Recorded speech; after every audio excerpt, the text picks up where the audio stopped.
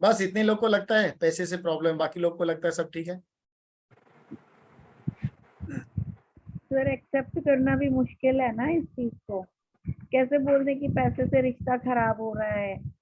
वो एक जब बोलते हैं ना पैसा ही सब कुछ नहीं होता, पैसा ही सब कुछ नहीं होता, पैसा बहुत कुछ होता है, तो उस चीज को एक्सेप्ट करना भी लोगों के लिए मुश्किल होता है कि पैसे से रिश्ता खराब हो रहा है। This is the bitter truth. Acceptance नहीं है। अगर मान ही लेंगे कि पैसे से रिश्ता खराब हो रहा है तो फिर उसका सोल्यूशन भी मिल जाएगा।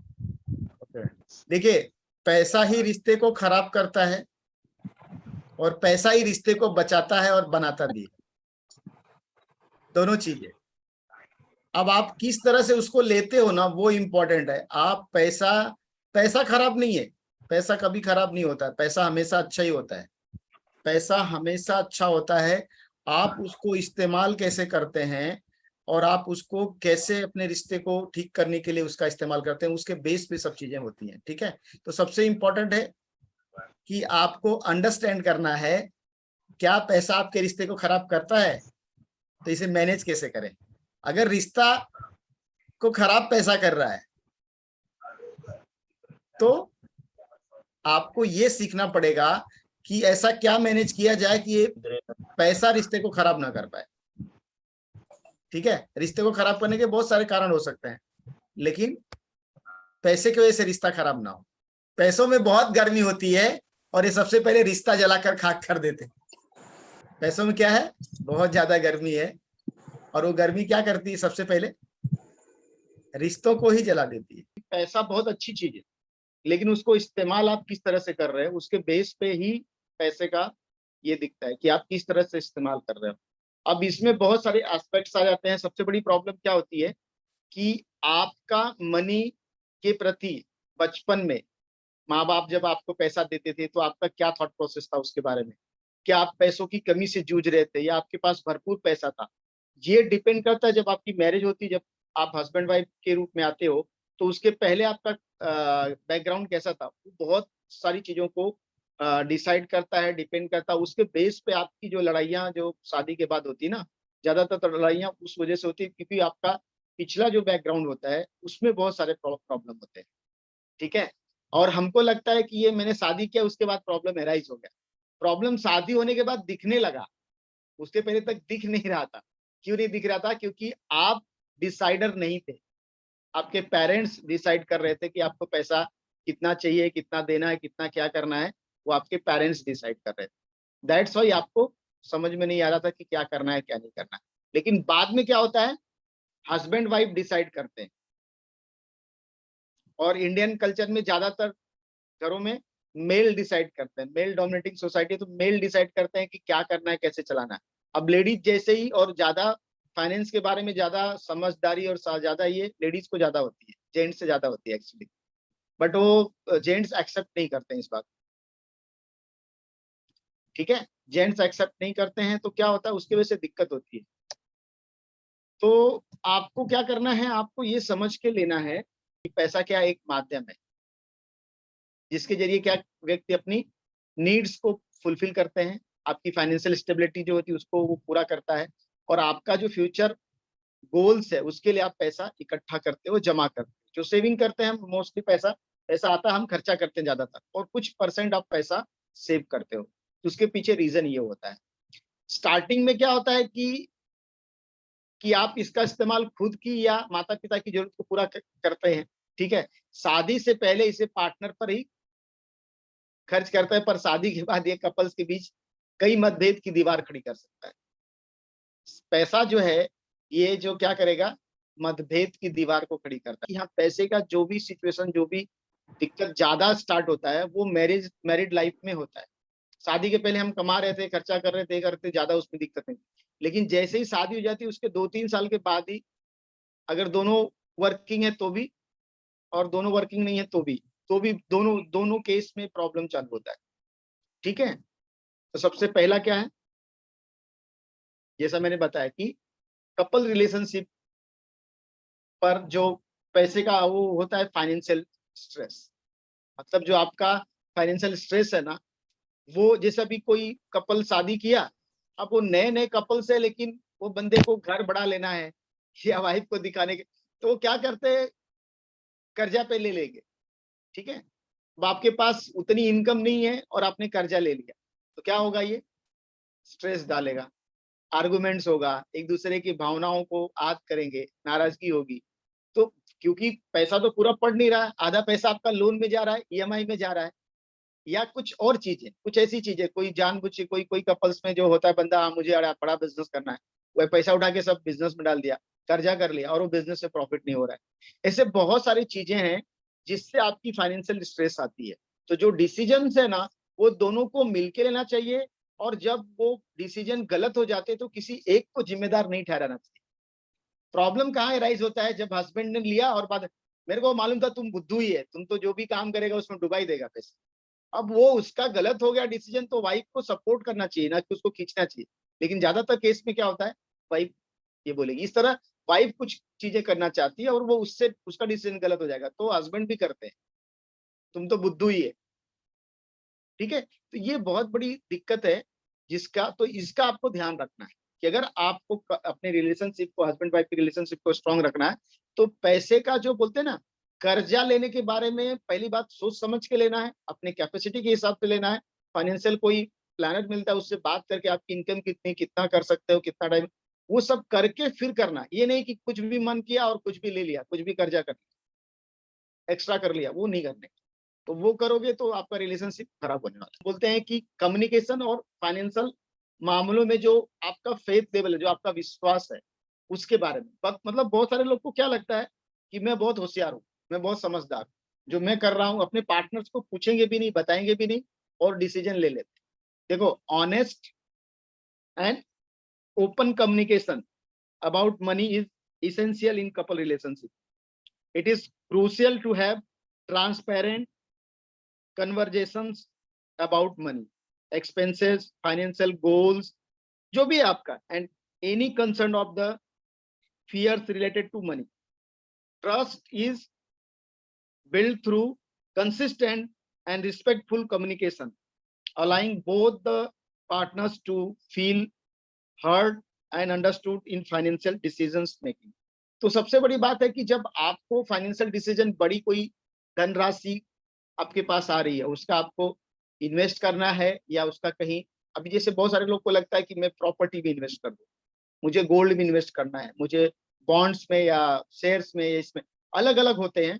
तो वो आपका एक फाइनेंशियल एडवाइजर को पूछ के करो, ना कि हस्बैंड वाइफ का, वो हस्बैंड अपने दिमाग से ही कुछ चीज कर देता है, गलत हो जाता है डिसीजन, या कभी कभी वाइफ बोल देती है ये कर लो और हस्बैंड कर देता है। तो वो डिसीजन आपको कोई जानकार व्यक्ति से पूछ के फाइनेंसिस के डिसीजन लेने। ठीक है, ये नहीं कि अपने आप कुछ भी दिमाग में आया और कर देते हैं। और ये मेन क्या होता है, कर देने के बाद कम्युनिकेशन नहीं होता। हस्बैंड वाइफ में मेन प्रॉब्लम क्या होती है, बड़ी डिसीजंस ले रहे हैं बट कम्युनिकेट अपने पार्टनर को करते नहीं। जब कम्युनिकेट नहीं करते हैं, बाद में वो तकलीफ चालू होती है फाइनेंस की वजह से। तो वही मैं बता रहा था कि पैसे को सही तरह से इस्तेमाल करना और सही तरह से एक दूसरे को उसके बारे में डिस्कस करना, ओपन कम्युनिकेशन करना इज वेरी इंपॉर्टेंट। ठीक है, तीसरा है कि हम बोलते हैं कि व्यक्तिगत और साझा वित्तीय लक्ष्य। पर्सनल तो आपको करना ही है, लेकिन आपको ये ध्यान रखना है कि आपके दोनों के पार्टनरशिप में कुछ आपके लक्ष्य हैं फाइनेंस के बारे में, जैसे हस्बैंड वाइफ का, तो वो चीज को आपको अंडरस्टैंड करना। अगर वो आप अंडरस्टैंड नहीं करते हो ना, तो बहुत ज्यादा आगे चल के जो आपके शेयर्ड फाइनेंशियल गोल्स हैं, उसको आपको साथ में साझा करना। अगर आप साझा नहीं करोगे तो आपको प्रॉब्लम क्या होगा कि आपका पार्टनर आगे चल के आपको कुछ चीजें नहीं बताएगा या नहीं करेगा। मेन चीज क्या होता है कि आपके व्यक्तिगत लक्ष्यों में व्यक्तिगत बचत, आपके करियर में प्रोग्रेस, या बहुत सारी कोई विशिष्ट खरीदारी करनी, कोई अच्छी चीज लेनी है, कुछ करनी है, ये हो सकता है। जबकि साझा लक्ष्य क्या है आपके, आमतौर पर प्रमुख जीवन के लक्ष्य शामिल होते हैं, जैसे नया घर लेना है, ये दोनों का लिए होता है घर लेना। ठीक है, आपको फैमिली बढ़ाना है, बच्चे आपके लाइफ में आ रहे हैं, एक है, दूसरा लाना है कि नहीं लाना है, वो भी एक डिसीजन होता है। तो उसमें भी खर्चा होता है ना। अभी एक बच्चे को पालने के लिए और दो बच्चे को पालने के लिए खर्चा बढ़ता है। तो दो बच्चों को पालने के लिए आपको अंडरस्टैंड करना चाहिए, वो भी आपका साझा लक्ष्य हो गया। ठीक है, या आपको कोई जॉब छोड़ के बिजनेस करना है, या आपको अपना कोई भी डिसीजन लेना है, तो जो भी आपके दोनों के हित के लक्ष्य हैं उनको बात करके फिर लेना है। ये नहीं कि एक ने अपने आप कर लिया फिर उसका इफेक्ट दूसरे पे हो रहा है।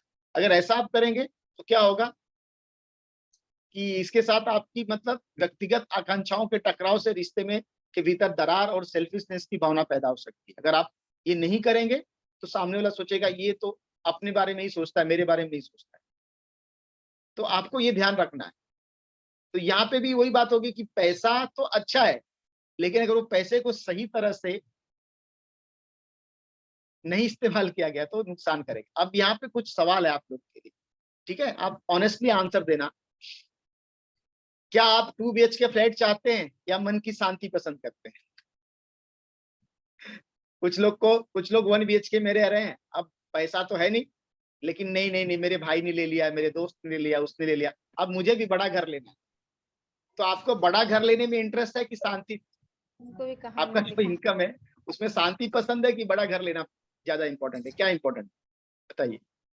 बहुत सारे लोग बड़ी बड़ी छुट्टियां मनाते हैं, चलो हम लोग शिमला मनाली मंसूरी इधर उधर कहाँ घूम के आते हैं, 1 लाख रुपया खर्चा करके आएंगे और आने के बाद बोलेंगे अरे यार 1 लाख खर्चा हो गया, अभी 3 महीना कैसे निकालेंगे? अगर ऐसा छुट्टी मनाना है तो मत मनाओ, ठीक है? मैं बताऊंगा कि उसके लिए आपके पास एक सेपरेट बजट होना चाहिए। अगर आपको हॉलीडेज पे जाना है तो आपको एक बजट फाइनेंशियल प्लानिंग करनी पड़ेगी, तब जाके वो छुट्टी के लिए आप ये कर सकते हैं। क्या आपकी आमदनी महीने से पहले खत्म हो जाती है? क्या आप कहीं भी पैसा खर्चा करने से पहले 2 बार सोचते हैं? यस और नो? साथी का अमीर होना आपके लिए मायने रखता है कि उसका कैरेक्टर भी मायने रखता है? ठीक है मेरा हस्बैंड बहुत पैसे वाला है, लेकिन मेरा हस्बैंड कम पैसे वाला है और उसका कैरेक्टर अच्छा है, कौन सा बेटर है? क्या आपके वैल्यूज है, क्या आप सोच रहे हो? कैरेक्टर। तो देखिए ये सब चीजें क्यों आ रही है, रीजन क्या है ना, देखो हर व्यक्ति को लाइफ में पैसा कमाना है, पैसा बहुत अच्छी चीज है, लेकिन उस पैसे को कमाने का जो तरीका वो भी अच्छा होना चाहिए। दूसरा बात, उससे आपकी फैमिली लाइफ में डिस्टरबेंस नहीं होना चाहिए।